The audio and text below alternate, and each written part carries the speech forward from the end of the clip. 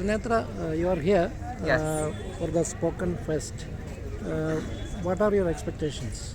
I came with no expectations whatsoever because I've never done this before, spoken word poetry, but I'm surrounded by a lot of my friends and artists that I deeply admire. So I think I'm looking forward to beautiful poetry, beautiful stories, amazing music, and nature. My God, it's amazing to be here, honestly. From the doctor's profession, you go Yeah. for different professional approach to poetry and reading out the creative things. So, how do you see the transition?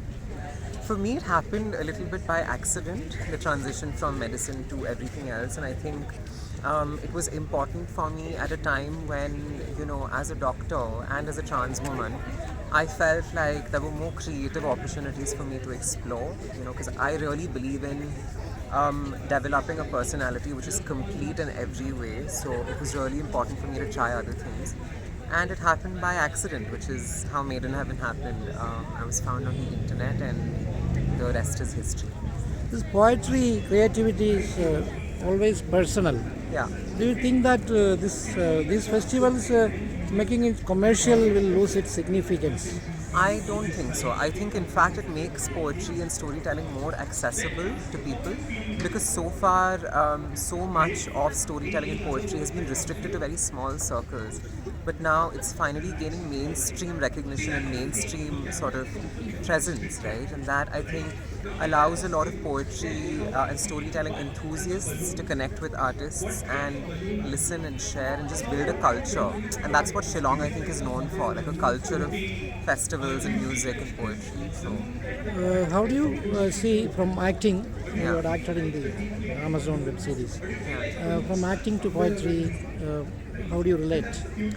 I think all of it is about storytelling in some way, whether you're an actor telling a character's story, or whether it is your own story that you're telling in the form of poetry or, just a story.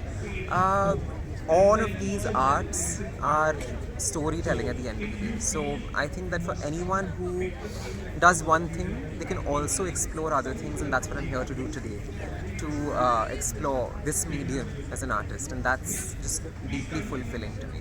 Lastly, a personal question. Okay. I mean, now also you may be feeling the traumatized after the gender change. So, how do you adjust with the situation?